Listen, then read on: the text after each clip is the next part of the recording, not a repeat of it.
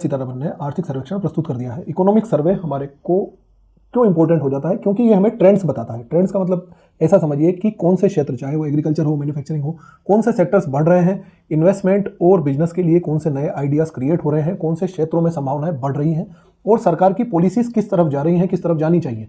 इन सभी चीज़ों का एक ब्रीफ डेटा हमारे को इकोनॉमिक सर्वे प्रोवाइड करता है, इसलिए ये हमारे लिए इंपॉर्टेंट हो जाता है।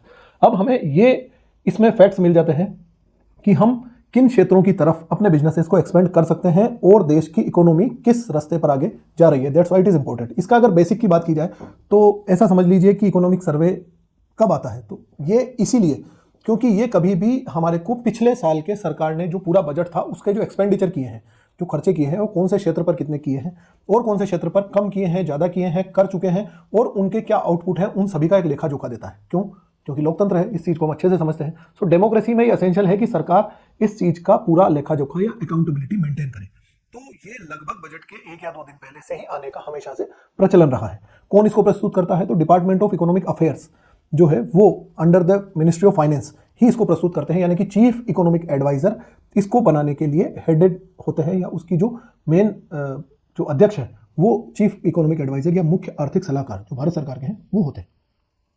अब ये बात कि इस बार जो इकोनॉमिक सर्वे आया है उसमें क्या क्या है, तो सबसे पहली बात यह कि ये 2 पार्ट में डिवाइडेड है। पहले पार्ट में आपको जैसा कि मैं बता रहा हूं कि सेक्टर्स के ट्रेंड्स हैं कि कौन से सेक्टर्स आगे बढ़ रहे हैं, कौन से सेक्टर्स में कम हुई है हमारी ग्रोथ, कौन से सेक्टर्स में आगे पोटेंशियल है या संभावनाएं है जिनमें ग्रोथ आगे बढ़ेगी, और इसके साथ में क्या चैलेंजेस हैं, कौन सी चुनौतियां आ सकती है, ग्लोबल चैलेंजेस क्या है, उन सब की बात ये करता है पार्ट ए। और part B each and every sector के डेटा को एनालाइज करके बताता है। जैसे कि आप ये मान लीजिए कि अगर हम एग्रीकल्चर सेक्टर की बात करें तो एग्रीकल्चर सेक्टर कितने परसेंट से बढ़ा है, कितने परसेंट से कम हुआ है, एग्रीकल्चर सेक्टर में कितने परसेंट की ग्रोथ रेट रही है, क्यों रही है, खरीफ की फसल में क्या हुआ है, रबी की फसल में क्या हुआ है, वो सारे पार्ट बी में प्रोवाइड किए जा सकते हैं। तो there are 2 parts of the economic survey, part A and part B. अब हम की हाईलाइट्स की बात करते हैं कि इस बार की हाईलाइट्स क्या है और इसके साथ में सरकार ने जो मतलब जो कुछ भी इस बार मेन मुख्य मुद्दे रहे हैं उन पर बात करते हैं। तो पहली चीज इन्होंने ये बताया है कि इंडिया की जो रियल जीडीपी ग्रोथ है ये अबाउट 6.4%।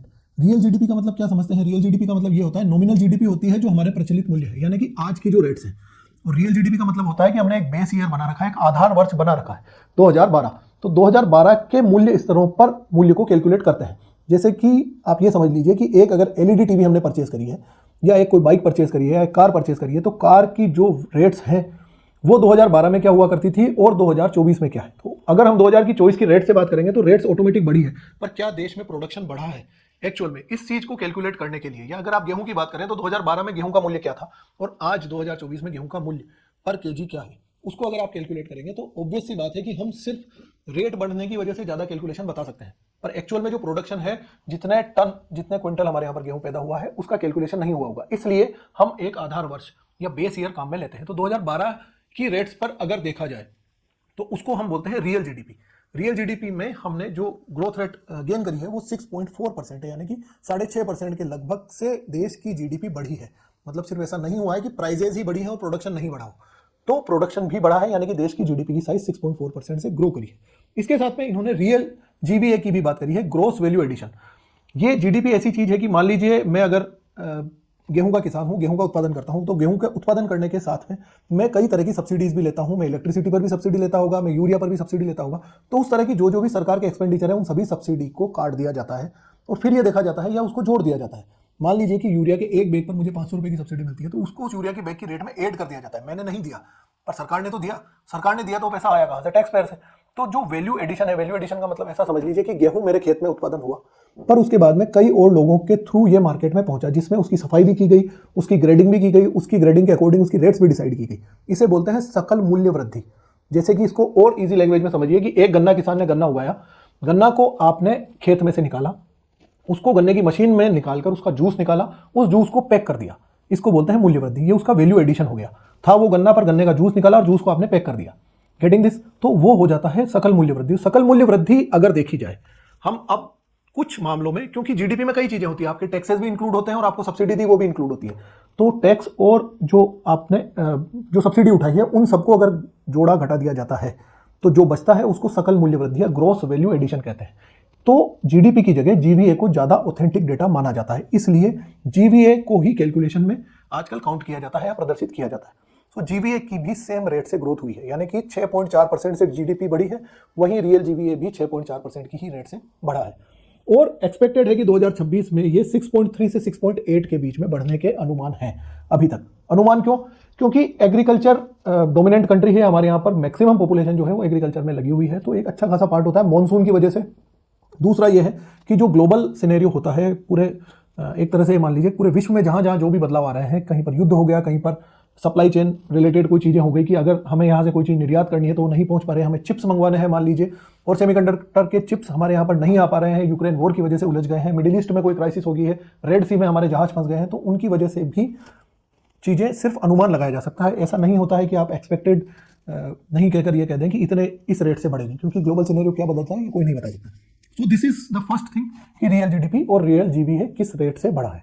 अब सभी सेक्टर्स की अगर बात की जाए, मोर और लेस हम 3 सेक्टर्स की बात करते हैं, primary sector, secondary sector and tertiary sector. Primary sector में हमारे यहाँ पर जो रॉ मटेरियल से रिलेटेड है, ऐसा समझ लीजिए कि एग्रीकल्चर है या फिर माइनिंग सेक्टर है, वो आता है। सेकेंडरी सेक्टर में हमारे यहाँ पर जो बिजनेस रिलेटेड या मैन्युफैक्चरिंग सेक्टर है उसको कैलकुलेट किया जाता है। टर्शरी सेक्टर या जो थर्ड सेक्टर है इकोनॉमी का, उसमें यहाँ पर हम सर्विस सेक्टर को इंक्लूड करते हैं।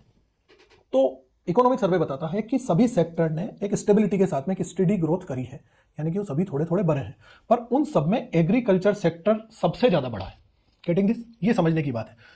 और जो हमारे यहाँ का सर्विस सेक्टर है वो कोरोना आने के बाद की जो गिरावट आई थी या कोरोना स्टार्ट होने के बाद जो गिरावट आई थी, यानी कि प्री कोरोना जिस सिचुएशन में था उसमें अब पहुंच चुका है। यानी कि 2020-21 में जो कोरोना आया था, 2022 तक जिसने प्रभावित किया था, उससे हम अब उबर चुके हैं सर्विस सेक्टर में। पर फिर भी रिमेंबर, एग्रीकल्चर सेक्टर की ग्रोथ रेट सबसे ज्यादा अच्छी रही है। This is the one thing. Okay, retail inflation की अगर बात करें, यानी कि खुदरा महंगाई की अगर बात करें, तो इकोनॉमिक सर्वे बताता है कि ये जो फाइनेंशियल ईयर में लगभग 5.4% के लगभग या 5.5% के लगभग की हमारे यहाँ पर खुदरा महंगाई बढ़नी हुई थी।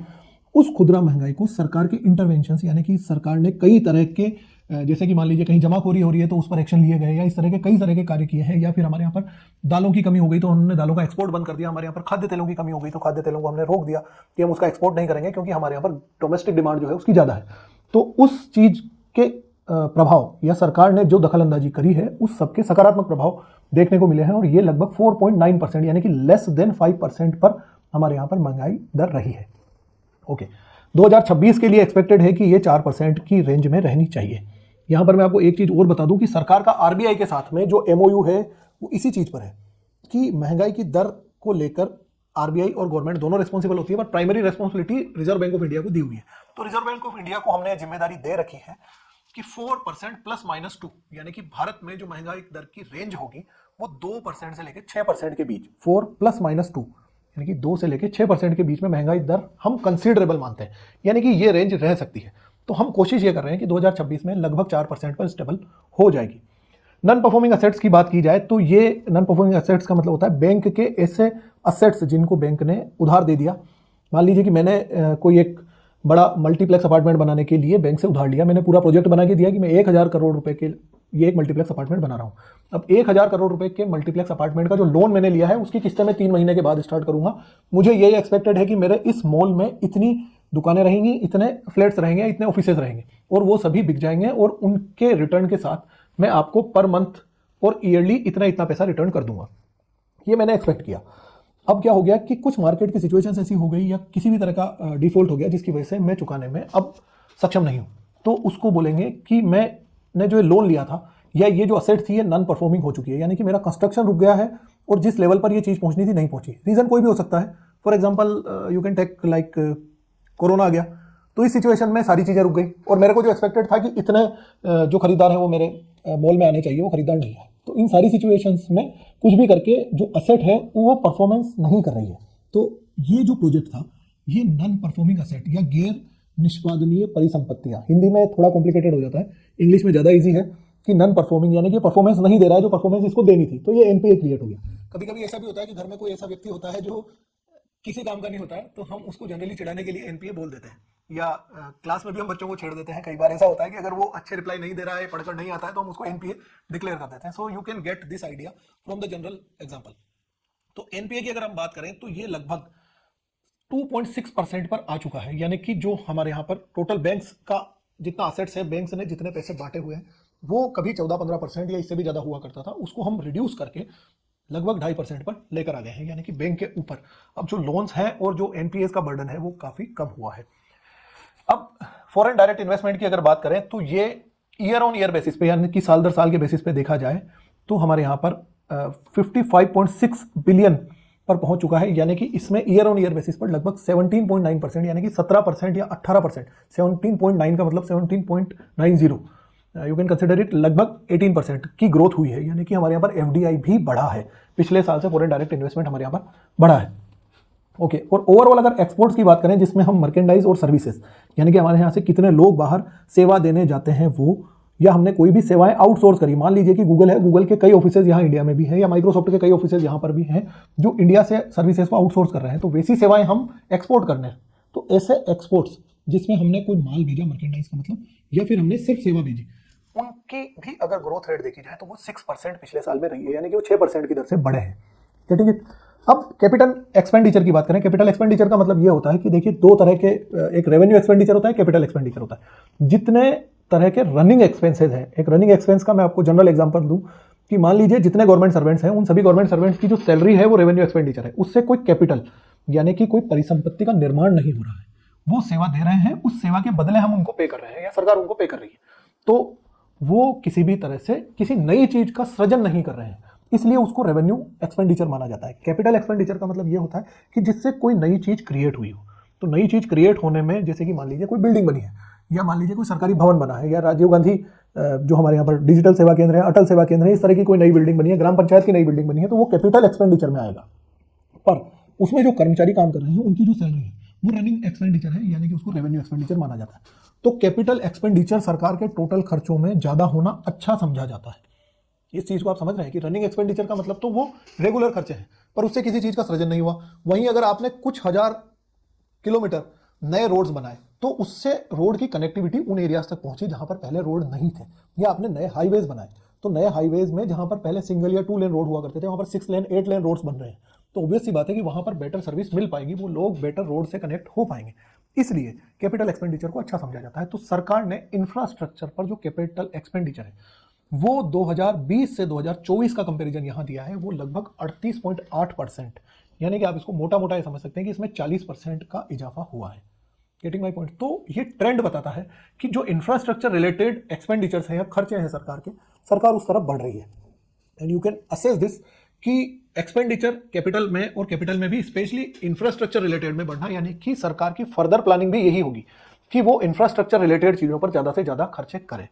Getting my point. अब इंडस्ट्रियल सेक्टर की ग्रोथ की अगर बात की जाए तो जीडीपी के जो एडवांस एस्टिमेट्स हैं, यानी कि अभी तक हम बिल्कुल क्लियर नहीं हो पाते, दिसंबर तक के ही डेटा अभी आ पाते हैं। जो फाइनेंशियल ईयर है, वित्त वर्ष है, वो 31 मार्च को खत्म होता है, हम सभी जानते हैं। तो उससे पहले के एडवांस एस्टिमेट का मतलब कि दिसंबर तक के जो मोटे मोटे डेटा हमारे पास आते हैं, वो अगर देखा जाए तो इंडस्ट्रियल सेक्टर में 6% की ग्रोथ रही है, यानी कि इंडस्ट्रियल सेक्टर अच्छे खासे उससे बढ़ रहा है। और इसमें जो ऑटोमोबाइल सेक्टर है, जो डोमेस्टिक सेल है ऑटोमोबाइल सेक्टर की, वो लगभग 12% बढ़ी। तो इंडस्ट्री में और चीजों की ग्रोथ के साथ में आप ये चीज समझ सकते हैं कि ऑटोमोबाइल सेक्टर एक लीडिंग सेक्टर है। इलेक्ट्रॉनिक प्रोडक्शन की अगर बात की जाए तो ये 17.5%, यानी कि 17.50% से ये बढ़ा है, यानी कि 17.5-18% की ग्रोथ इलेक्ट्रॉनिक सेक्टर में है। तो इंडस्ट्रियल सेक्टर में ऑटोमोबाइल सेक्टर और जो इलेक्ट्रॉनिक सेक्टर है वो एक अच्छी खासी ग्रोथ रेट से बढ़ा है। हालांकि हमारे यहाँ पर textile, apparels, pharmaceutical, steel industry भी एक स्टेडी ग्रोथ से बढ़ी है अकॉर्डिंग टू इकोनॉमिक सर्वे। सर्वे ने सेक्टर वाइज कंट्रीब्यूशन की बात करी है। सेक्टर वाइज कंट्रीब्यूशन का मतलब जो हमने पूरा जीडीपी की बात करी है, पूरा जीवीए की बात करी है, उस जीवीए में किस सेक्टर का कितना परसेंट है, यानी कि किस सेक्टर से कितने परसेंट योगदान रहा है। मान लीजिए कि भारत की इकोनॉमी अगर 1 लाख करोड़ रुपए की है, तो 1 लाख करोड़ रुपए में से 25,000 करोड़ रुपए एग्रीकल्चर से आते हैं, 30,000 करोड़ रुपए किस इंडस्ट्री से आते हैं, 40,000 करोड़ रुपए कहां से आते हैं, तो वो सेक्टर वाइज डिवाइडेशन इन्होंने बताया है, जिसमें सेक्टर वाइज कंट्रीब्यूशन में 55.3% मैक्सिमम जो मेजोरिटी है वो सर्विस सेक्टर का है। ये याद रखना, आधे से ज्यादा परसेंट हमारे देश में जो टोटल उत्पादन हो रहा है वो सर्विसेज का है। हम ऑलरेडी सर्विस प्रोवाइडर्स हैं, इस चीज को याद रखना। और अगर आप एग्रीकल्चर की बात करें, एग्रीकल्चर में पॉपुलेशन सबसे ज्यादा एंगेज होती है, जनसंख्या सबसे ज्यादा लगी हुई एग्रीकल्चर सेक्टर में है, पर वहां पर कैपिटा इनकम यानी कि प्रति व्यक्ति आय बहुत कम होने के कारण, यानी कि 50% से ज्यादा जनसंख्या उसमें लगी है एग्रीकल्चर में, पर उसका टोटल जो जीडीपी है उसमें जो योगदान है वो मात्र 16% है। ये इस बार का इकोनॉमिक सर्वे बताता है। So you can understand this कि we are the service providers, हमारे यहाँ पर सेवाएं सभी तरह की उपलब्ध है। चाहे वो हमें एक्सपोर्ट करनी हो, जो मैंने गूगल और माइक्रोसॉफ्ट का एग्जांपल दिया है। हमारे यहाँ पर सेवा प्रदाता बहुत है, और इसलिए इकोनॉमी में अगर देखा जाए, या हमारे को जो इकोनॉमिस्ट सजेस्ट करते हैं, या सरकार का भी जो फोकस की बात की जाए, तो वो मैक्सिमम इस चीज पर है कि हम ज्यादा से ज्यादा मैन्युफैक्चरिंग और इंडस्ट्री पर फोकस करें, क्योंकि हमारे यहाँ पर सर्विसेज सभी अवेलेबल है। सर्विसेज का एक पीक आ चुका है, यानी कि आपने कोई ऐसी डिग्री ली है जिससे आप सेवा प्रदाता बनते हैं, आप एमबीए करके आ रहे हैं, तो वो उसके एम्प्लॉयमेंट मिलने के या उसको रोजगार मिलने के चांसेस कम हो जाते हैं इन कंपैरिजन विद एक ऐसा पर्सन जिसने आईटीआई करी है, उसको ज्यादा चांसेस हो जाते हैं, यानी कि जिसने कोई स्किल सीखी है, जिसने कोई हुनर सीखा है। This is the brief. इसके साथ ही एक बड़ी चीज इकोनॉमिक सर्वे ने यहाँ पर कहा है, जो है ओवर फाइनेंशियलाइजेशन। इन कुछ टर्म्स पर मैं 1 या 2 दिन में फिर आपको वीडियो बनाकर हम इस पर बात करेंगे, पर ओवर फाइनेंशियलाइजेशन पर इकोनॉमिक सर्वे ने एक बहुत बड़ा कंसर्न जाहिर किया है। ओवर फाइनेंशियलाइजेशन का मतलब होता है कि जितने लोग, अगर आप देखेंगे कि बिफोर कोविड हमारे यहाँ पर शेयर मार्केट में जुड़े हुए नहीं थे, यानी कि डीमेट अकाउंट्स थे, वो लगभग 3 करोड़ थे, और पोस्ट कोविड अगर देखा जाए 2023 के डेटा अगर देखा जाए तो लगभग 15 करोड़ डीमेट अकाउंट्स हमारे यहाँ पर हो गए। इसका मतलब कि जो सेविंग्स हमारे यहाँ पर हुई करती थी, या जो पैसा हमारे यहाँ पर सेविंग्स में हुआ करता था, उस सबको मार्केट में डाल दिया है। अब ओवर फाइनेंशियलाइजेशन का मतलब ये हो गया कि शेयर मार्केट में हमारे यहाँ पर बहुत बल्क में डोमेस्टिक रिटेलर्स जो हैं, जो छोटे मोटे शेयर होल्डर्स हैं, वो सभी बहुत सारे लोग आ गए हैं। पर ओवर फाइनेंशियलाइजेशन में ये हो रहा है कि उनको मिसलीड करके भी किसी तरह से इनसिक्योरिटी क्रिएट कर दी जा सकती है। मिसलीडिंग का मतलब ये होता है कि आपको बहुत सारे फिनफ्लुएंसर्स हैं, फाइनेंशियल रिलेटेड जो इन्फ्लुएंस क्रिएट करते हैं, फाइनेंस रिलेटेड, उनको फिनफ्लुएंसर्स बोलते हैं। तो फिनफ्लुएंसर्स ऐसे लोग होते हैं कि कई सारे तो रजिस्टर्ड हैं, सेबी में रजिस्टर्ड हैं, जो इस चीज़ के टिप्स दे रहे हैं। जैसे कि आप कई सारे न्यूज़ चैनल्स देख सकते हैं, एनडीटीवी प्रॉफिट वगैरह, इस तरह के चैनल्स हैं, वो आपको बताते हैं। लेकिन कई सारे ऐसे भी है कि टेलीग्राम ग्रुप बना लिया, व्हाट्सएप ग्रुप बना लिया, वो आपको एडवाइस देते रहते हैं, तो वो पूरा जंप करवा देते हैं किसी शेयर को, और वहां पर एकदम से डिप आने का इंतजार करते हैं, तब वो खरीदारी करेंगे, या फिर वो एकदम से जंप करवाएंगे कि 5,000 लोगों का एक साथ ग्रुप है, या मान लीजिए 5 लाख लोगों का एक साथ ग्रुप है, वो सडनली डिसाइड करेंगे कि 10 बजे हम पर्टिकुलरली शेयर पे सारे मिलकर पैसा लगाएंगे, जिसके पास जितना पैसा, वो सभी इस चीज को पहले प्री डिटरमाइंड वे में डिसाइड कर लेते हैं, फिर वो कई सारे प्लेटफॉर्म पर इसकी एडवाइस दे देते हैं। अब क्या होगा कि जैसे 10 बजे 10:30 बजे शेयर जंप करेगा, उसमें कई सारे हमारे देश के जो रिटेल इन्वेस्टर्स हैं, जो इनमें से किसी में जुड़े हुए नहीं, वो भी उसमें जंप कर जाएंगे।